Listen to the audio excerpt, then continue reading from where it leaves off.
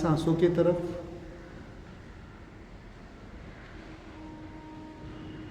आज एक टॉपिक हम डिस्कस करने जा रहे हैं। शायद आपने जब अगर नोटिस बोर्ड पे पढ़ा होगा, टॉपिक का नाम है रिश्तों में समझदारी, व्याधि से मुक्ति। रिश्तों में समझदारी, व्याधियों से मुक्ति।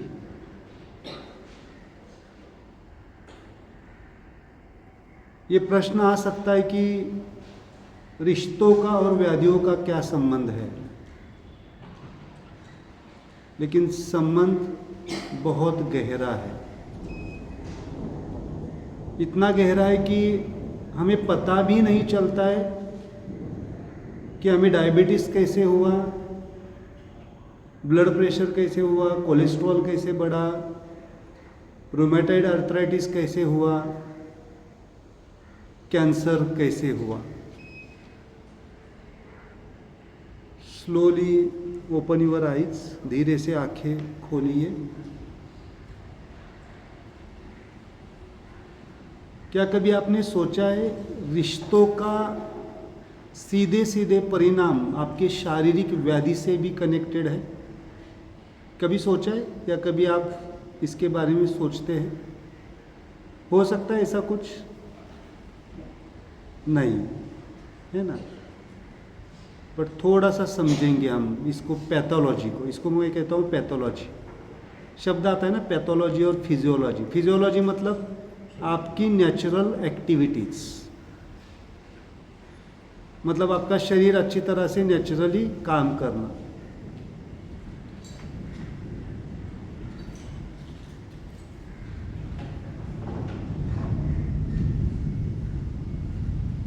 आज मेडिकल साइंस है ना, मेडिकल साइंस का डायग्नोसिस किसी भी बीमारी का कहाँ तक पहुँचता है? कभी पूछा है आपने डॉक्टर ये मुझे क्यों हुआ?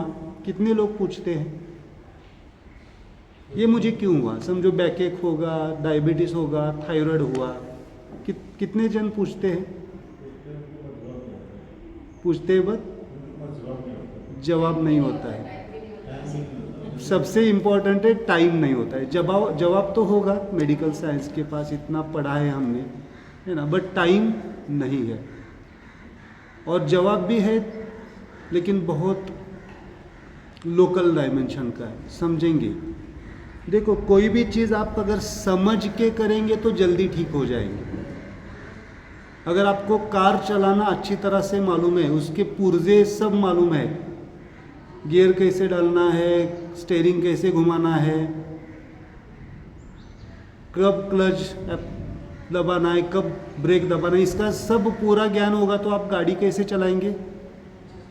आनंद से चलाएंगे, डर डर के चलाएंगे क्या? ये तो गाड़ी ही है ना, ये भी गाड़ी है हमारी। शरीर भी क्या है? कार ही है, इससे ही तो चलते हैं ना हम। लेकिन इसके बारे में हमें पूरा ज्ञान नहीं है।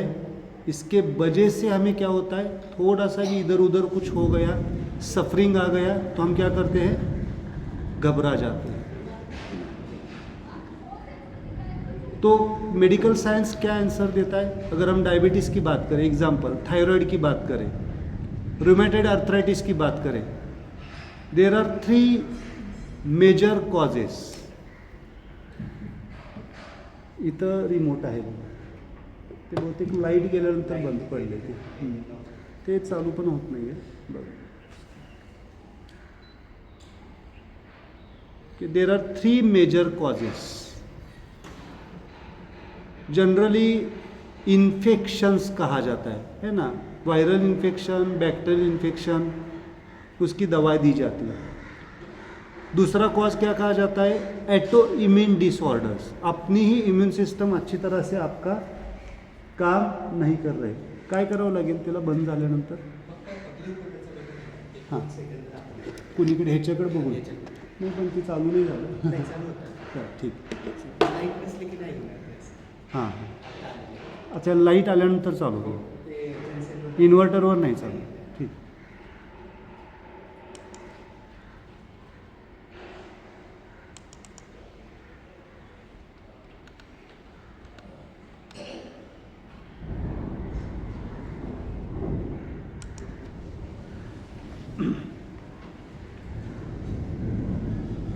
3 मेजर कॉजेस बताए जाते हैं। अगर किसी से आप पूछेंगे या आप जानने की कोशिश करेंगे, एक है इन्फेक्शंस मेजरली, दूसरा होता है auto immune disorders. Auto immune मतलब अपनी इम्यून सिस्टम अच्छी तरह से काम नहीं कर रही है। तीसरा होता है क्या, जो कॉमन बताया जाता है, क्या बताया जाता है, जेनेटिक, मतलब आपके पूर्वजों से आया हुआ है ना। डायबिटीज़ टाइप 1 हो, टाइप 2 हो, थायराइड हो, कोई भी बीमारी, इसका कारण क्या बताया जाता है ना, बाय बर्थ या बाय जेनेटिक। बट इसको भी अगर आप पूछेंगे कि ये क्यों हो रहा है, अगर आप जेनेटिक का भी अगर हिसाब लगाते हैं तो जेनेटिक का एक रूल है, कम से कम आपके 4 जनरेशन से वो बीमारी होनी चाहिए। कितने जनरेशन से? 4। फिर हम पूछेंगे कि हमारे दादा परदादा के टाइम पे तो इन्वेस्टिगेशन नहीं थे, बट एक कॉमन सेंस है ना हमारा, जनरली कितने समय तक जिए हैं आपके पूर्वज, आपको याद है कितने?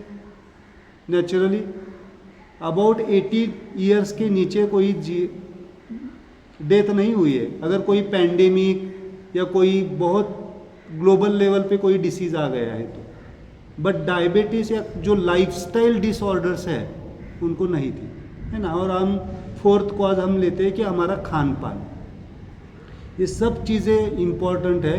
बट इससे भी गहरा अगर आप देखते हैं तो आज एक शब्द आ रहा है, मन की अस्वस्थता। कोई यहाँ पे बैठ के कह सकता है कि मेरा मन पूरी तरह से स्वस्थ है? कोई है? मुझे बिल्कुल कुछ फ़र्क नहीं पड़ता है, मुझे बिल्कुल एंग्जाइटी नहीं आती है, कभी मुझे सैडनेस नहीं आता है, मेरे इमोशंस बिल्कुल स्टेबल है, ऐसा कोई कह सकता है? तो है ना, कोई नहीं कह सकता। अगर वो कह रहा है तो वो संत स्थिति पे पहुंचा है। इट्स हो सकता है, ऐसा थोड़ी है कि हो नहीं सकता, हो सकता है जो स्टेबल माइंडेड हो। लेकिन एक क्राइटेरिया ज़रूर याद रखिए, अगर फिजिकल बॉडी सिंपल हेडेक भी आपको दिखा रही है, सिम्टम भी दिखा रही है, तो कहीं ना कहीं उसका डायरेक्ट कनेक्शन है आपके इनबैलेंस्ड इमोशंस से। इमोशंस, भावनाएं, आपको मालूम है आपका मन मतलब ह्यूमन माइंड कितने इमोशंस को एक्सप्रेस करता है? Anyone knows? कितने भावनाओं से हम गुजरते हैं हर पल ये चलता रहता है हमारा। Anyone knows? There are 22 emotions. कितने emotions? 22 emotions expressed by the human mind. और ये 22 इमोशंस डायरेक्टली इम्पैक्ट करते हैं आपके 22 फिजिकल ऑर्गन्स के ऊपर, आपके मसल्स के ऊपर, आपके बोन्स के ऊपर, आपके सेल्स के ऊपर। इमोशंस और सीधे 22 ऑर्गन्स, उसका कनेक्शन है। मैं एग्जांपल देना चाहूँगा। Sadness emotion is connected with the liver. आज आप देख रहे लोगों में फैटी लिवर आ रहा है, सुना है अपनी फैटी लिवर? पहले लोगों को, अगर मैं 15 साल से मेडिकल प्रैक्टिस में हूँ, तो पहले हम इस 10 साल के पहले अगर कोई केस आती फैटी लिवर की या कोई भी, तो हम सीधे पूछते थे आप कितना अल्कोहल लेते हैं, क्योंकि वहाँ पे एक सेंटेंस रहता था, fatty liver is equal to alcohol, उसको कहा जाता है अल्कोहलिक फैटी लिवर। बट आजकल फीमेल्स हो या ऐसा नहीं फीमेल्स लेती नहीं, बट जनरली जो नॉन अल्कोहलिक है उनमें भी कहीं ना कहीं पे क्या आ रहा है? फैटी लिवर आ रहा है। इसका कारण क्या है? इसका कारण आता है सीधे सैडनेस एंड एगोनी। मतलब सैडनेस मतलब सैडनेस, एगोनी दुख है ना। क्या होता है? थोड़ी बातों पे कभी आप एक आज से प्रयोग करते जाइए। आपको एक जेब में छोटा सा आईना रखिए, और आईना किस लिए रखना है? या मोबाइल में तो दिखता ही है। अगर किसी ने कुछ थोड़ा सा भी हमारे मन के हिसाब से बोल दिया, मन को थोड़ा सा डिस्करेज कर दिया, तो उस आईने में हमारा चेहरा देखना, आप अनुभव करेंगे, बाद में आपको ही समझ में आएगा कि मेरी स्माइल कैसे गायब होती है। हमारे फेशियल एक्सप्रेशंस तुरंत बदल जाते हैं। एक आयुर्वेद का सूत्र है, बताना चाहूँगा मैं आपको, समदोषा समग्निश्च समधातु मलक्रिया प्रसन्न आत्म इंद्रिय मनः स्वस्थ इत्यभिधीयते। स्वास्थ्य की व्याख्या है ये। स्वास्थ्य मतलब हमारे हेल्थ की व्याख्या। क्या ऊपर का लाइन छोड़ दे, समदोषा समग्निश्च, वो थोड़ा सा फिजिकल लेवल पे, बट नीचे की लाइन बहुत इंपॉर्टेंट है, प्रसन्न आत्म इंद्रिय और मन। क्या कहा है? प्रसन्न, प्रसन्न मतलब यहाँ पे मैं प्रसन्नता मतलब फेस की प्रसन्नता कहता हूँ। सिंपल एग्जांपल लीजिए, अगर हमारा सुबह पेट साफ नहीं होता है तो हमारी प्रसन्नता, दिन भर में हमारा चेहरा डाउन लगता है। हाँ, लेकिन बहुत सारे 20 सालों से किसी को आदत है कॉन्स्टिपेशन की, तो उसके चेहरा वैसे ही रहेगा। बट एक दिन जिसको रेगुलर होता है लेकिन एक दिन नहीं हुआ, तो naturally your gut is connected with your facial expressions. मतलब प्रसन्नता, किसकी प्रसन्नता? आत्म, प्रसन्न आत्मा। आत्मा मतलब यहाँ पे मैं बताऊंगा जीवात्मा, हमारी जीव की दशा।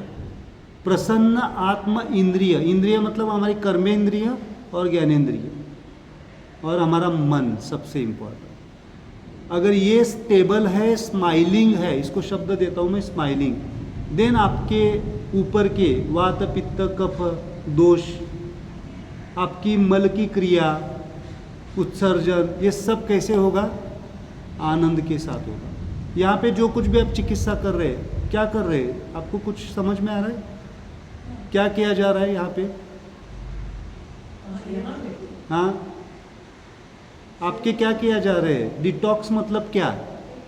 आपकी उत्सर्जन प्रक्रिया को अच्छी तरह से, जो आप हमारे शरीर के अंदर गंदगी है उसको क्या किया जा रहा है? निकाला जाए। इनिमा चल रहा है, स्टीम चल रहा है। स्टीम से क्या होता है? बाहर निकलता है ना, उत्सर्जन। इसको कहते हैं डेफिकेशन या फिर उत्सर्जन, बाहर निकालना, excretion. Okay, but what about the mind? मन में जो सालों से भरा पड़ा है, किसी के बारे में मन में आपके एंगर है या नहीं है? ऐसा कोई व्यक्ति नहीं हो सकता है किसी के बारे में एंगर बिल्कुल नहीं है। एंगर मतलब रोज झगड़ा करने की नहीं, थोड़ा सा भी नाराज़गी। आपको मालूम है नाराज़गी इमोशन किससे कनेक्टेड है? आपके गॉल ब्लैडर से कनेक्टेड है। नाराज़गी, रिजेंटमेंट कहते हैं हम उसको, नाराज़गी। और गॉल ब्लैडर किसके लिए ज़रूरी है? आपकी सब डाइजेस्टिव सिस्टम में सबसे इम्पॉर्टेंट बाइल सिक्रीशन है ना, लिवर से गॉल स्टोन्स बोलते हैं हम, पित्त की थैली बोलते हैं ना। पित्त किसके लिए ज़रूरी है? आपके मेटाबॉलिज्म के लिए। इसलिए आपके जो इमोशंस है, आपकी प्रसन्नता, ये इमोशंस सीधे सीधे कहाँ पे इम्पैक्ट करते हैं? हमारे इंटरनल ऑर्गन्स के ऊपर।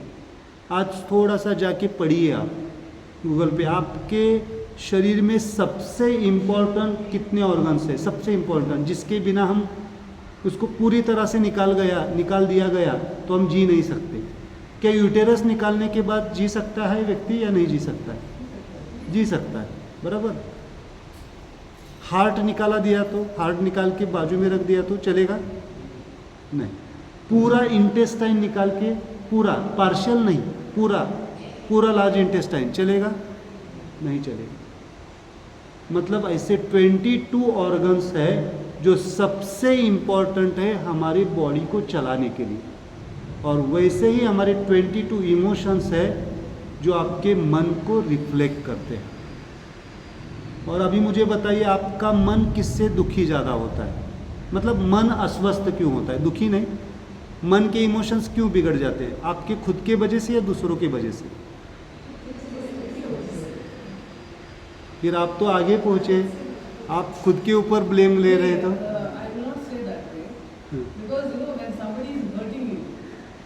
without any reason, and पूरा माहौल खराब हो जाता है ना, मतलब कहीं ना कहीं पे you don't have the control. अरे उसको छोड़ो, उसको कुछ भी बोलने दो, आई डोंट केयर, ऐसा रह नहीं सकते। Sometimes it is so impact होता है या नहीं होता है, डेफिनेटली होता है। मुझे ये पूछना है खाली।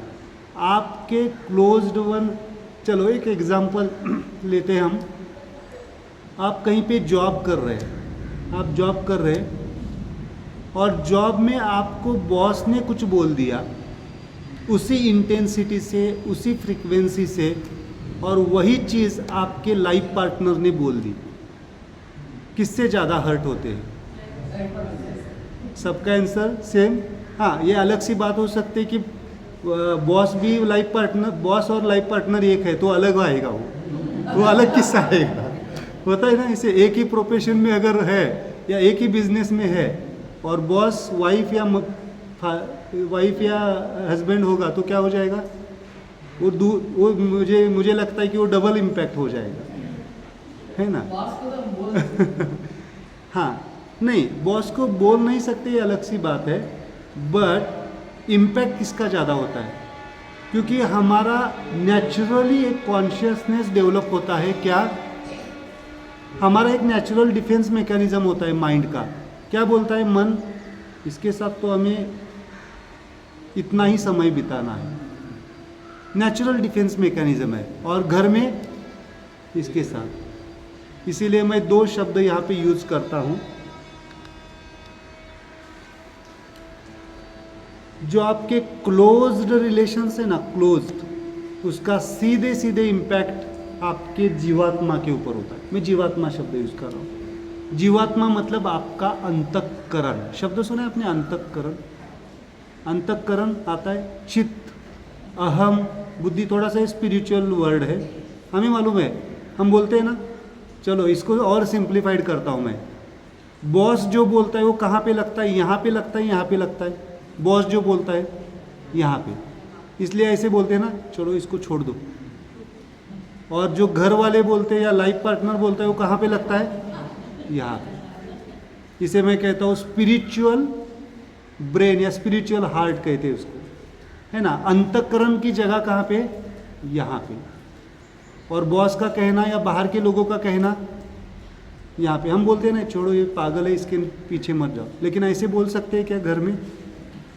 क्योंकि उसको क्या है, इसको खाली समय बिताना इसकी बात नहीं है, आप क्लोज्ड है, अटैच्ड है ना। तीन शब्द आपको ध्यान रखना है: अटैचमेंट, डिटैचमेंट एंड लिबरेशन। आज हम थोड़ा सा समझेंगे लिबरेशन। लिबरेशन मतलब जब तक है तब तक कनेक्ट रहना और मेंटली लिबरेट हो जाना। लेकिन क्या करते हैं हम? कभी कभी 20 साल पुरानी घटना अभी भी हमें क्या करती है? ताज़ा कर देती है। मैं जब आपकी हिस्ट्री लेता हूँ तो मुझे समझ में आता है आपकी। मैं क्या देखता हूँ, पहली बार मिलते हैं तो लोग मुझे पूछते हैं कि सर आप हिस्ट्री ले रहे हैं, कुछ क्रियाएं दे रहे हैं, इससे क्या होगा? इससे बहुत कुछ होता है, आपको उस आधे घंटे में मैं एक्सप्लेन नहीं कर सकता। इसलिए ये लेक्चर्स इम्पॉर्टेंट है। क्योंकि जब मैं आपको हिस्ट्री लेता हूँ तो मैं जो क्वेश्चन पूछता हूँ तो मैं आपके फेशियल रीडिंग्स देखता हूँ, कहाँ पे आपकी स्माइल गायब होती है और कहाँ पे स्माइल अपग्रेड होती है। बेटे का सब्जेक्ट निकला तो स्माइल अपने आप ऊपर आ जाती है, अगर वो हारमोनी में है रिलेशन। लेकिन बेटा भी शादी के बाद क्या हो जाता है? पराया हो जाता है। होता है ना माओ के लिए। बहुत सारे माओ को थायराइड शादी के बाद डेवलप हुआ है। मैं पूछता हूँ तो शादी हुई तो अच्छी बात है, लेकिन एक पजेसिवनेस होता है ना, अभी मेरे हाथ से छूट गया, होता है, कॉमन है ये। बोलते नहीं लेकिन कॉन्शियसनेस में मौजूद होता है। ओके, बहुत सारे प्रेग्नेंट वुमेंस को थायराइड डेवलप हुआ है। बहुत सारे हस्बैंड्स को वाइफ रिलेशन से हुआ है, बहुत सारे होता है। मैं हस्बैंड वाइफ रिलेशन क्यों बता रहा हूँ इतना क्लोज? क्योंकि ज़्यादा समय कौन एक साथ रहते हैं? कौन सा रिलेशन लॉन्ग टर्म एक साथ रहता है ना, मतलब बॉडी लेवल पे या लाइफ लेवल पे, तो ज़्यादा इम्पैक्ट होता है। इसलिए मेरा रिसर्च है, रूमेटॉइड आर्थराइटिस के आज तक मैंने जितने केसेस देखे हैं तो आजकल मैं सीधे सीधे पूछता हूँ आपके हस्बैंड के साथ और वाइफ के साथ रिलेशंस कैसे हैं? इतना इतना फाइन हो गया क्योंकि रूमेटॉइड आर्थराइटिस ऑटोइम्यून डिसऑर्डर मतलब रिलेशन, क्लोज्ड रिलेशन। ऐसे डिसीज पिछले 4-5 साल से इस तरह से हम डायग्नोस कर रहे हैं। तो अभी मुझे बताओ उस रिलेशन के लिए कोई दवा है क्या? कोई दवा खा ली और वो रिलेशन बैलेंस्ड हो गया? रिलेशन बैलेंस नहीं, रिलेशन के वजह से जो आपके ऊपर इम्पैक्ट हो रहा है उसको हम रोक सकते हैं? नहीं। तो कहीं ना कहीं पे ये टॉपिक इसलिए बहुत इम्पॉर्टेंट है कि रिलेशंस इम्बैलेंस्ड, रिलेशन में अगर असमझदारी है, समझदारी नहीं है, स्माइलिंग नहीं है फिनोमिना, तो उसका सीधे सीधे इम्पैक्ट कहाँ पे आता है? आपके जीवात्मा या फिर माइंड के इमोशन के ऊपर। और माइंड के इमोशन के नीचे लिखा है क्या हमने? ये 4 एंटिटीज आपको ध्यान रखनी है। Soul dimension, mind dimension, energy dimension and physical. आपने सुना है चक्रास होती है, नाड़ीज होती है। यहाँ पे एक्यूपंक्चर चल रहा है कितने लोगों को? एक्यूपंक्चर निडल, ये किसकी चिकित्सा है? आपको मालूम होना चाहिए। ये शरीर के लिए चल रहा है या आपके एनर्जीज को बैलेंस कर किया जा रहा है? आज से आपके ऊपर एक्यूपंक्चर ज़्यादा इम्पैक्ट करेगा, इसलिए ये लेक्चर बहुत इंपॉर्टेंट है। क्योंकि आप कौन सी चिकित्सा कहाँ पे ले रहे हैं इसके लिए बहुत इंपॉर्टेंट है। मोबाइल प्लीज ऑफ कीजिए। आप जो कुछ भी बाहर की चिकित्सा, फूड ले रहे हैं आप, फूड, वो किसकी चिकित्सा है? वो किसके लिए ले रहे हैं आप? बॉडी के लिए। बोलिए, फिजिकल बॉडी के लिए ले रहे हैं। आप मसाज किसके लिए ले रहे हैं? फिजिकल बॉडी के लिए। आप वाटर थेरेपी ले रहे हैं, शॉवर ले रहे हैं या स्टीम ले रहे हैं, किसके लिए ले रहे हैं? फिजिकल बॉडी के लिए। लेकिन आप एक्यूपंक्चर ले रहे हैं, आप सुबह का प्राणायाम कर रहे हैं, योगा कर रहे हैं, मेडिटेशन कर रहे हैं, ये किसके लिए? आपके एनर्जी बॉडी के लिए। आपको ये डिफरेंस मालूम होना चाहिए कि इससे क्या होने वाला है। अगर ये समझ में आया तो अपने आप आपकी स्माइल एक्टिवेट हो जाएगी। और ऐसे ही क्या कर रहे हैं? चलो डॉक्टर नीडल लगा रहे हैं, हमें मालूम ही नहीं क्यों नीडल लगा रहे हैं। हमें प्रश्न आ सकता है, एक्यूपंक्चर क्यों लेना है मुझे? कभी कभी मेरे पास भेजते हैं सर डॉक्टर्स, तो उनको प्रश्न आता है मुझे क्यों भेजा है? मुझे तो कोई स्ट्रेस नहीं है। I am not the stress doctor, I am the healer, I am the spiritual. सीधे सीधे मैं जो कुछ भी सिखाता हूँ कहाँ पे इम्पैक्ट करता है? सीधे सीधे आपके सोल डायमेंशन से। ओके, समझना चाहिए। आपके मन के लिए क्या कर रहे हैं? मन के लिए यहाँ पे कोई चिकित्सा की सुविधा है आपके पास? देखो, आपका ऑब्जर्वेशन मुझे देखना चाहता हूँ। क्या है यहाँ पे मन बैलेंस करने के लिए? क्या है? योगा प्राणायाम। और there is one entity that is the library. Meditation आपके माइंड के ऊपर काम करेगा, एनर्जी के। बट लाइब्रेरी में अगर आप जाते हैं और कुछ पढ़ते हैं, वो किसको ट्रेन करेगा? आपको। मन। मन का काम क्या है? मन के 4 फंक्शंस आपको मालूम होने चाहिए। हमारी वृत्ति, टेंडेंसी, सुना आपने? टेंडेंसी। आपको मालूम है बहुत सारे डिसीजेस की टेंडेंसी होती है। कैंसर इज रिकरेंस ना, आप बोलते हैं ना 3 महीने के बाद चेक करना है, 6 महीने के बाद पेट स्कैन करना है। क्यों करना पड़ता है? एक बार ऑर्गन निकाल दिया हमने, मतलब वो ट्यूमर निकाल दिया, वापस क्यों आ रहा है?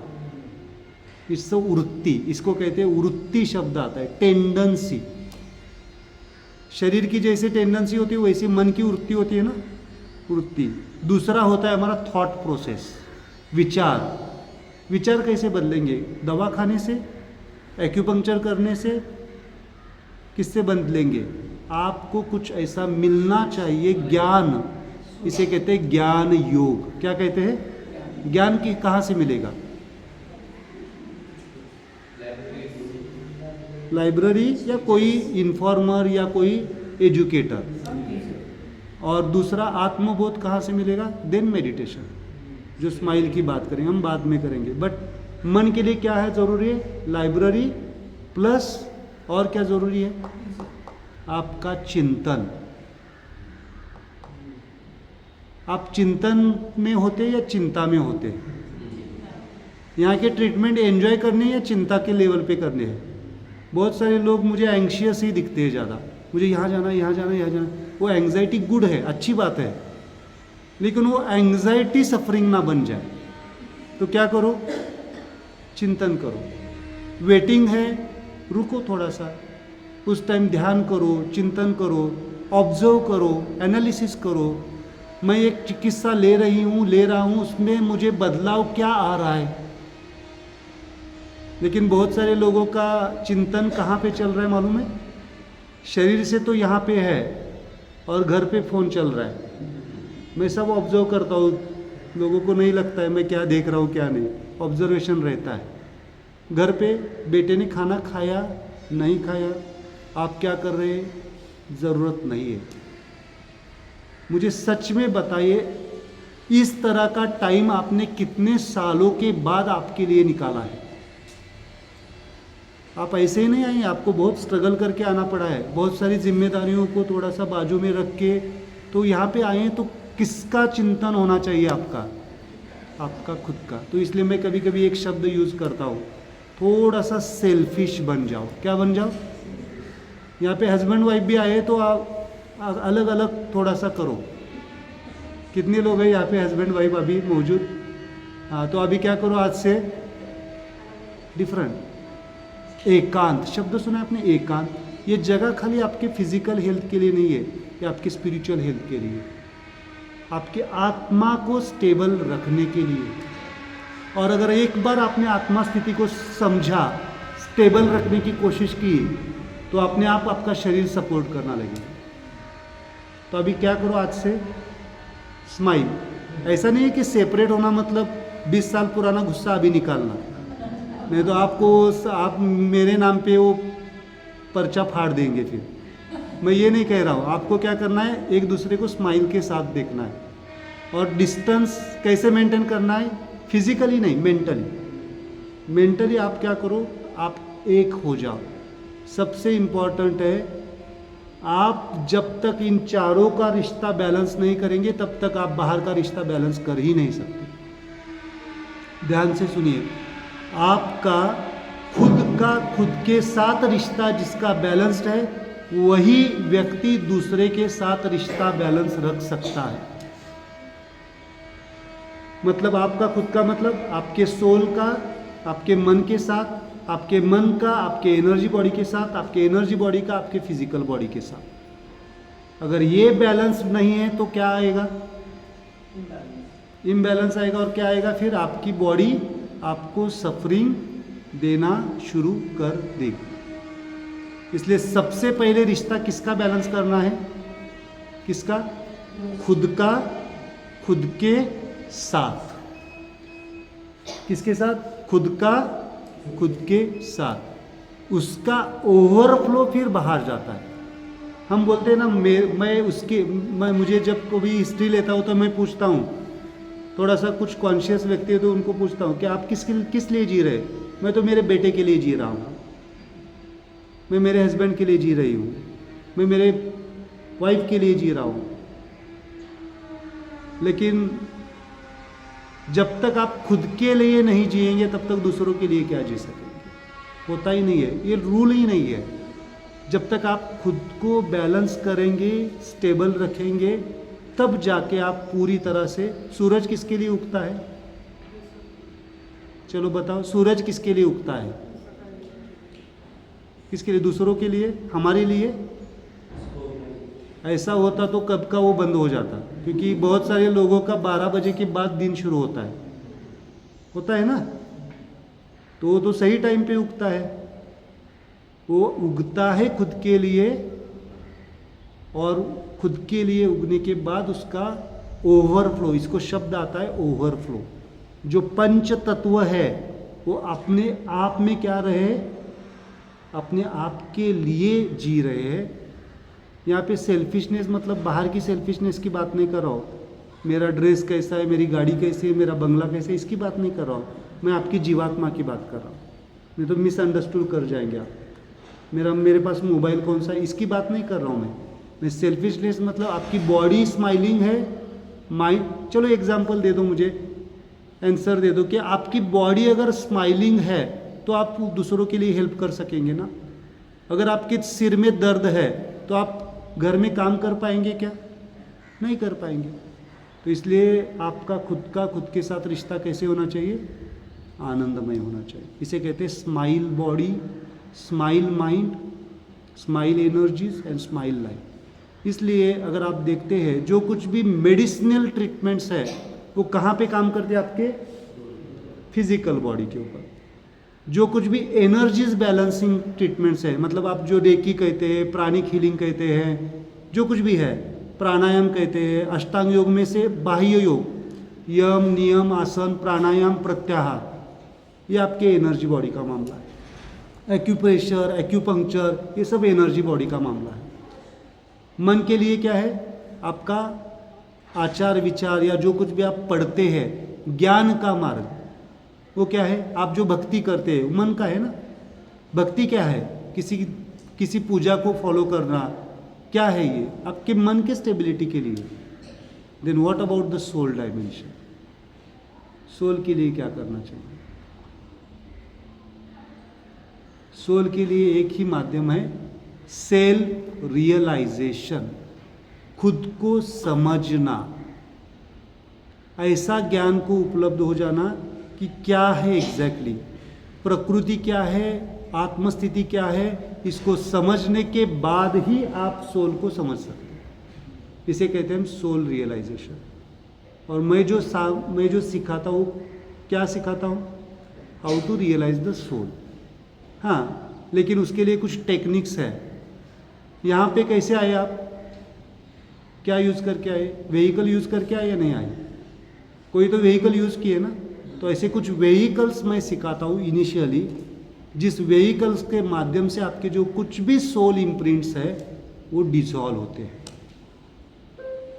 मन को तो आपने बहुत बार ट्रेन किया होता है, हिप्नोसिस, सेल्फ हिप्नोसिस, सेल्फ चिकित्सा करके, किसी से बात करके, किसी से शेयर करके। बट आपकी सोल के जो इम्प्रिंट्स है, और सोल के इम्प्रिंट्स कब से है आपके? कोई बता सकता है? इस लाइफ के या जन्मों जन्मों से है? जन्मों जन्मों से कैरी करके आए हम। इसीलिए बहुत बार मेडिकल साइंस के पास एक आंसर नहीं होता है कि न्यूली बॉर्न बेबीज को क्यों कैंसर हो रहा है। न्यूली बॉर्न, हिस्ट्री कुछ भी नहीं है उनके फैमिली में, लेकिन कैंसर है। क्यों डायबिटीज टाइप 1 आ रहा है? कहाँ का मामला है? इसीलिए कभी कभी क्या कहा जाता है, कैरी फॉरवर्ड।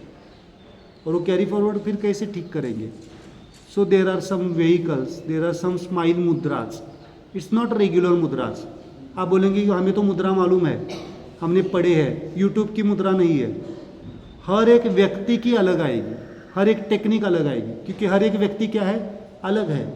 तो यहाँ पे स्माइल मुद्राज है, स्माइल चांटिंग्स है, स्माइल ताइची मूवमेंट्स है, स्माइल योगा कंसेप्ट है। रेगुलर योगा नहीं, थोड़ा सा ये रेगुलर मतलब जनरलाइज नहीं, इंडिविजुअलाइज्ड। मतलब समझो मेरे पास 10 कैंसर के पेशेंट आए या 10 थायराइड के पेशेंट आए, तो 10 लोगों की प्रक्रिया अलग होगी, क्योंकि हर एक का मन कैसा है, अलग है, हर एक का सोल कैसा है, अलग है। तो ये मैं एक्चुअली सिखाता हूँ। चलो आज हम एक 15 मिनट का मेडिटेशन लेते, बट इसके पहले मैं कहना चाहूँगा, दीज आर द 4 इंस्ट्रूमेंट्स। तो क्या लगता है आपके रिलेशंस का असर आपके शरीर के ऊपर आता होगा या नहीं आता होगा? अगर इस पैथोलॉजी को समझेंगे तो पहले क्या होता है, अभी जैसे मैम ने कहा कि अगर कोई बोलता है तो क्या हो जाते हैं हम, हर्ट हो जाते हैं। ये हर्ट होना मतलब क्या है, हमारी इमोशंस, और वही चीज़ बार बार होने लगी तो उस व्यक्ति से, तो हमारे क्या हो जाता है, हम लॉन्ग टर्म सैडनेस में चले जाते हैं। इतना तक जाते हैं, मेरे पास कल एक ओपीडी के लिए पेशेंट आई थी नांदेड़ से, बच्ची थी 12 साल की, वो आजकल एक्सप्रेस करना ही बंद कर दिया। तो पेरेंट्स मेरे पास लेके आए, किस लिए, वो बोल नहीं पा रही है और बहुत ही एरोगेंट वे से, अगर कुछ बोलते हैं तो पूरा एरोगेंट हो जाती है। वो क्या देख रहे हैं, इस 1 साल में हो रहा है, क्यों हो रहा है पता नहीं। तो जब मैंने उनकी हिस्ट्री ले ली हिस्ट्री ले ली दोनों की, पहले बच्ची को बाहर बिठाया, मुझे समझ में आया कि प्रॉब्लम कहाँ से है, फ्रॉम द एम्ब्रियो लाइफ। जब मैंने उन दोनों का रिश्ता पूछा तो दोनों की डायरेक्शन अपोजिट है। इसका विचार वाइफ की डायरेक्शन, थॉट प्रोसेस कहाँ पे, इस डायरेक्शन में है, और हस्बैंड की प्रोसेस कहाँ पे है, इस डायरेक्शन में। विचार अलग हो सकते हैं बट कंक्लूजन पे एक आना चाहिए ना कभी तो। अगर किसी पॉइंट को डिस्कस कर रहे हैं, देखो हर एक की जर्नी अलग है बट किसी एक कॉमन पॉइंट के लिए आना चाहिए, तब जाके वो बच्ची में, क्योंकि उसने बचपन से क्या देखा है, कॉन्फ्लिक्ट ही देखा है। तो आज क्या करेगी वो बच्चों का एक शॉर्ट में बताता हूँ आपको, समझ याद आना चाहिए या ध्यान में रहना चाहिए। पहले 6 साल बच्चे क्या करते हैं मालूम है आपको? पहले 6 साल बच्चे क्या करते हैं? कितने लोगों ने मदरहुड फादरहुड एंजॉय किया है? बच्चे कितने लोगों को है? सबको है ना? हाँ, तो पहले 6 साल बच्चे क्या करते हैं? फिजिकल एक्टिविटीज़ तो हमें मालूम है, हमें चिंता हो जाती है कि कब बोलेगा, थोड़ा सा इधर उधर गया तो स्ट्रेस आ जाता है। But what about the mind consciousness? सीखना पड़ेगा, क्योंकि आने वाली पीढ़ी कैसी है, पूरा एडवांस्ड है। 6G आया है ना, अभी 7G 8G आ रहा है, तो आने वाली पीढ़ी भी वैसे ही है। हम ही 4G है तो आने वाली पीढ़ी 6G ही आएगी। पहले 6 साल बच्चे आपका सब सुनते हैं। क्या करते हैं? सब सुनते हैं, मतलब सब ऑब्जर्वेशन होता है उनका। 6 से 12 साल आपका अनुकरण करने लगते हैं, और 12 साल के बाद वो आपका ओपिनियन, अनुकरण मतलब आपको देख के फॉलो करना, फॉलोइंग भी शब्द नहीं है बट अलग सा है। अनुकरण मतलब समझो, हाँ, नकल करना, ओके, सीखते हैं। और 12 से 18 साल में क्या करना शुरू कर देते हैं? क्या करते हो? खुद का ओपिनियन, आर्ग्यूमेंट नहीं, उसको ओपिनियन कहिए। आर्ग्यूमेंट कहेंगे तो हमारा कॉन्शियसनेस अगेन बिगड़ जाएगा। क्या करते हो? ओपिनियन रखना। तो ये ओपिनियन आया कहाँ से? वो ओपिनियन कैसे रख पाते हैं? आपके पहले 6 साल उसके कैसे गुजरे हैं, उसके बाद में 12 साल कैसे गुजरे हैं, उसके बाद में वो ओपिनियन रखेगा। समझ में आ रहा है? तो पहले शुरुआत कहाँ से होनी चाहिए? इसलिए मैं पढ़ाता हूँ स्माइल पेरेंटिंग में, पहले 6 साल मदर इज़ रिक्वायर्ड। मदर और बच्चे का रिलेशन डेवलप होना चाहिए, दोनों चाहिए पहले 6 साल में भी, बट 6 साल के 12 साल के बाद 12 साल तक दोनों पेरेंट्स का उसके ऊपर क्या होना चाहिए? प्रभाव होना चाहिए, लेकिन स्माइल प्रभाव होना चाहिए, कॉन्फ्लिक्ट वाला नहीं। हम संस्कार 18 साल तक ही कर सकते हैं, और उसमें से पहले 12 साल के बाद बच्चे सुनेंगे नहीं। 12 साल के बाद बच्चे क्या करेंगे? उनका ओपिनियन रखेंगे, और तब हम जाके कहते हैं कि नहीं, बच्चे बहुत एरोगेंट हो गए। तो क्या करना पड़ेगा? शुरुआत कहाँ से? 6 साल नहीं, बिफोर एम्ब्रियो लाइफ से, मतलब couple counselling is very important. और यही कारण है बहुत सारे हमारी भी, देखो आप मुझे पूछेंगे तो बच्चों की चिंता होती है नहीं होती है? होती है, लेकिन बाद में चिंता करने से अच्छा क्या करो?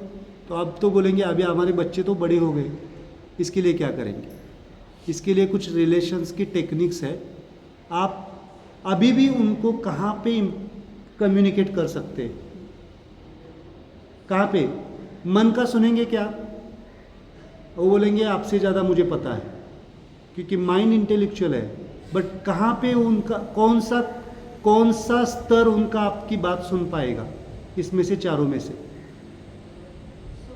आज बॉडी से कितने लोगों ने मार खाई है बचपन में?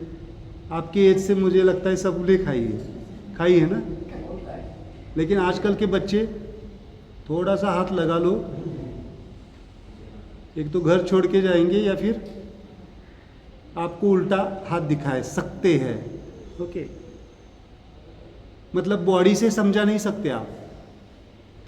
बॉडी से नहीं समझा सकते, एनर्जी से, एनर्जी का मामला तो हमें मालूम ही नहीं है। मन से समझा सकते, ऐसा नहीं समझाने की बात, ऐसा करो वैसा करो, वो बोलेंगे हमारे पास ज्ञान बहुत है, ज्ञान तो बहुत बड़ा, लेकिन आप कम्युनिकेट कहाँ पे कर सकते हैं? एक ही चीज़ रहती है, सोल डायमेंशन, क्योंकि सोल का दरवाज़ा लाइक दिस होता है, सोल का दरवाज़ा ऑलवेज ओपन होता है। जो चीज़ आप कहेंगे, मेरा लेक्चर आपको समझ में आ रहा है नहीं आ रहा है वो अलग सी बात है, कौन किसको समझ में आता है नहीं आता है, मन को, लेकिन सुनता कौन है? सब, आपका सोल सब कुछ सुन रहा है ना। तो soul imprints should be important, मतलब आप सोल कम्युनिकेट करेंगे, देन जाके वो रिश्ता बैलेंस्ड होगा, और रिश्ता बैलेंस्ड होगा तो क्या हो जाएंगे?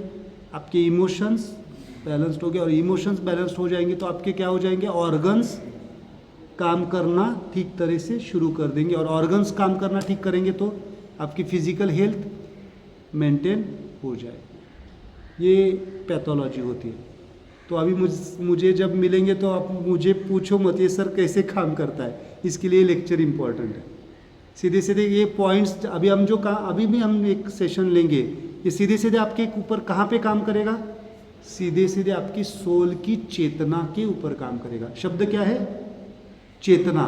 चेतना कहाँ पे लिखी है? लाइफ फोर्स, सोल के ऊपर काम करेगा। ओके, चलो एक मेडिटेशन हम लेते हैं। चलो ये इस हाथ को देखिए, इस हाथ को कभी देखा है आपने? थोड़ा सा आज मेरी नज़र से देखो। चलो आज देखो, हाथ है, सबके पास है? दो दो है। ओके, दो क्यों है? इसका कारण भी है, एक प्री मैरिज हैंड है, एक पोस्ट मैरिज हैंड है। हाँ, इट्स फैक्ट। मैं पूछता हूँ, आप pre marriage hand and post marriage hand मैं पूछता हूँ ना, आप राइट हैंडेड है लेफ्ट हैंडेड है? पूछा है ना मैंने क्वेश्चन। मेरे जो मुझसे मिले हैं मैंने उनको पूछा है, आप राइट हैंडेड है लेफ्ट हैंडेड है? क्यों पूछा है? इसके लिए पूछा है। Okay, your leading hand, dominant hand is your pre marriage hand, and your non leading hand is the post marriage hand. उसके पीछे डीप कॉन्शियसनेस है, उसको सीखना है तो मेरे साथ 3 दिन गुरुकुल पद्धति से सीखना पड़ता है। मैं ये सब सिखाता हूँ 3 दिन। चलो आप राइट हैंडेड है लेफ्ट हैंडेड है? आप, ये भी मैं पूछता हूँ, बीमारी कब से शुरू हो गई? 90% लोगों का आंसर आ जाता है शादी के बाद। ठीक है, हो जाए। बहुत सारे लोगों का आंसर आ जाता है सर शादी के बाद हो गई। होता है ऐसा। कुछ लोगों को शादी के पहले से भी है कुछ बीमारियाँ। Shaadi is the main thing. Okay, so ये हाथ, इस हाथ में कितने फिंगर्स है? 5। इसमें से कौन से फिंगर से अगर आपको गुस्सा आ गया तो कौन से फिंगर से आप दिखाते गुस्सा? किसी के ऊपर गुस्सा दिखाना है, कौन सी? सब लोग दिखाओ। चलो आज जिसके ऊपर गुस्सा है वो आज निकाल दो यहाँ पे, उसको डिजॉल्व करते हैं। कौन सी फिंगर? सबकी यही आती है, किसी की ये नहीं आ रही ना? मतलब ये गुस्सा कहाँ पे क्रिएट होता है? इन चारों में से गुस्सा का क्रिएटर कौन है? एंगर का क्रिएटर कौन होगा? Mind. So this finger represents your mind finger. क्या कहते हैं उसको? माइंड। इसके जैसे दिखने वाली दूसरी कौन सी फिंगर है इन चारों में? मतलब इसके जैसे, इसके हाइट जैसी रिंग फिंगर। ये माइंड है तो ये बॉडी है, ये माइंड, ये बॉडी, और इन दोनों के बीच में क्या लिखा है हमने? Energy body. So this is energy body. अब कल से जिनको एक्यूपंक्चर चल रहा है उनको ये मुद्रा पकड़ के बैठो, आपका एक्यूपंक्चर की एनर्जी जल्दी बैलेंस हो जाएगी। It's fact. आप कुछ एक्सपीरियंस करेंगे उस ट्रीटमेंट को भी। Middle finger, energy finger, meridians. आपको जो चिकित्सा दी जाती है वो मेरिडियंस को बैलेंस किया जाता है। And then what is the natural calls के लिए कौन सी फिंगर आती है? Natural calls, so little finger. So natural calls are controlled by your soul dimension. Every natural call. क्या कोई रोक सकता है? यहाँ पे लेक्चर सुनते सुनते कितने लोगों को नींद आ रही थी? मुझे मालूम है सब लोगों को। वो अच्छी बात है। क्यों अच्छी बात है? नींद किसका क्या काम है? सोल का। नींद आती है या लाई जाती है? लाने की कोशिश करो, भाग जाएगी। लाने की कोशिश करेंगे, भाग जाएगी। आती है, आना मतलब जो नेचुरली होता है वो कौन होता है? आपका सोल होता है। नेचुरली कौन जीता है? आपका सोल जी रहा है, नेचुरल, सहजता से। सांसें कैसे चल रही है आपकी? अभी सहजता से चल रही है, आप ले रहे हैं ऐसे, ऐसा तो नहीं है ना? नेचुरली चल रहा है। मतलब कौन कर रहा है? Soul dimension. सोल कोई अलग सी दुनिया का मामला नहीं है। Soul is the natural cause.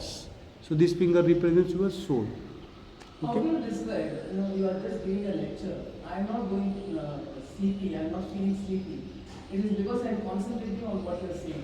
नहीं, कुछ But लोग when you are saying that, when as you are listening to my lecture, if you are just going to go sleep, it is good you are saying. How is it good? Then we are not concentrating on what you are saying. Good, हाँ अच्छा, good क्यों कह रहे हैं? हाँ. तो नहीं, ऐसा नहीं है। जो सो रहे वो भी And it's an insult for the person who is giving you an explanation, isn't it? No no no, ऐसा मत सोचो। बिकॉज मेरे लिए आप लेक्चर कितना सुन रहे हैं वो अच्छी बात है। अगर आप कॉन्शियसली सुन रहे तो उनको मैं, वो तो अच्छी बात है। बट फिर भी जिनको यौन आ रहा है, जिनको नींद आ रही है, according to my consciousness, there soul becoming cleaning, ये प्रोसेस होती है हमारी। Soul is cleaning. Okay, soul is cleaning. तो इसलिए अभी जो मैं मेडिटेशन लेने वाला हूँ उसमें सुलाने ही वाला हूँ। Like I am a teacher. When I am teaching, if somebody is not listening to me, teaching, automatically you get annoyed, no? What you are teaching? Anything that I am teaching, simple, इसमें फ़र्क है। Soul teaching and outer education is, it's very important. We are discussing about which entity? Soul dimension, mind dimension. और outer education is, so yours is now outer education, is it? I am not only teaching the outer education, I am teaching the soul dimension. That's why it's good. और वो भी good है और आप भी good है। ऐसा नहीं कि वो चीज़ नहीं है। जो सुन रहे हैं उनके कहाँ के फैक्टर्स डिजॉल्व हो जाएंगे? जो अच्छी तरह से सुन रहे हो उनके कहाँ के इम्प्रिंट्स के ऊपर काम हो रहा है? इसमें से चारों में से किसके ऊपर हो रहा है? माइंड। समझ में आ रहा है? ये डिफरेंशिएशन समझो आप। उन्होंने बहुत अच्छा क्वेश्चन पूछा है। ये क्वेश्चन बहुत इंपॉर्टेंट है। जो मन से सुन रहे हैं मतलब उनका सोल कहीं ना कहीं पे थोड़ा सा क्लीन है। समझ में आ रहा है? क्योंकि उनको नींद नहीं आ रही है, मतलब सोल कहाँ पे है? क्लीन है। सोल के लेवल के इम्प्रिंट्स तो उनके थोड़ा सा डिजॉल्व है किसी कारण से, पहले से वो मेडिकल कुछ प्रैक्टिसेस करते होंगे, कुछ रिचुअल्स करते होंगे, उसके वजह से वो सोल क्लीन हो रहा है। लेकिन अभी जो सोने की कोशिश, नींद आ रही है, उसको रोकेंगे कैसे? मतलब उनका सोल क्या हो रहा है? क्लीन हो रहा है। और जो मन से सुन रहे हो वहाँ उनके इम्प्रिंट्स कहाँ से जा रहे हैं? Soul plus mind. ध्यान सुनिए। और जो कुछ यहाँ पे डांस ही करना शुरू होता है मेरे क्लासेस में, धीरे धीरे वो ताइची मूवमेंट्स करना। ताइची मतलब, ताइची सुना है आपने? ताइची मतलब एक प्रैक्टिस होती है। मार्शल आर्ट सुना है आपने? ताइची। या फिर किसी का योगा ही होने लगता है। कैसे ऐसे करने लगते हैं कितने लोग? यस, शी डू द, ये गुड करो मेरे लिए बहुत अच्छे। उन्होंने क्या किया अभी मालूम है? अभी क्या किया ऐसा? ये क्या है? It's the balancing of energy dimension. मतलब माइंड से भी क्या आ गया? एनर्जी। समझ में आ रहा है मुझे क्या कहना है? Everything is good for me. ये कॉन्शियसनेस टीचर का होना चाहिए। नहीं तो हम क्या कर देते हैं, मैं अगर ये सोने लगी तो मैं गुस्सा करने लगूंगा तो फिर गड़बड़ है। एवरी यहाँ पे जो कुछ भी लोग बैठे हैं उनकी चेतना का स्तर किसी का बॉडी डायमेंशन का होगा, किसी को बॉडी हील करनी होगी, किसी को एनर्जी हील करनी होगी, किसी को माइंड हील करना होगा, किसी को सोल हील करना होगा. So it's not an insult to the. It's not insult, लेकिन मेरे लेक्चर में ओके नहीं, लेकिन देखो अगर मेरा कॉन्शियसनेस क्लियर है तो ठीक है, लेकिन यहाँ पे अगर कोई दूसरा वाला बैठा है जिसको सोल का डायमेंशन क्या है मालूम नहीं, वो क्या करेगा, क्या रिएक्ट करेगा? वो डांटेगा आपको, अरे मैं इतना इम्पोर्टेंट पढ़ा रहा हूँ और आप सो रहे हैं, होगा ना. लेकिन मेरे लिए lecture, again I am repeating, मेरे लिए आपके लिए लेक्चर डिलीवर करना इम्पोर्टेंट है या आपका हीलिंग इम्पोर्टेंट है? एज ए हीलर लेवल पे क्या इम्पोर्टेंट है? लेक्चर इम्पोर्टेंट है, बट प्राइमरी क्या होगा? हीलिंग. इस लेक्चर से शायद आपकी सोल इम्प्रिंट्स चले गए, मेरे लेक्चर का क्या हो गया, फ्रूट्स मुझे मिल गए. So that's important. Okay, it's good. लेकिन ये सब कंसेप्ट समझने के लिए मेरे साथ 3 दिन 21 डेज ऑनलाइन क्लासेस होते हैं. वी विल डिस्कस, बाद में हम देखेंगे. शॉर्ट में मैं बताता हूँ, अभी मैं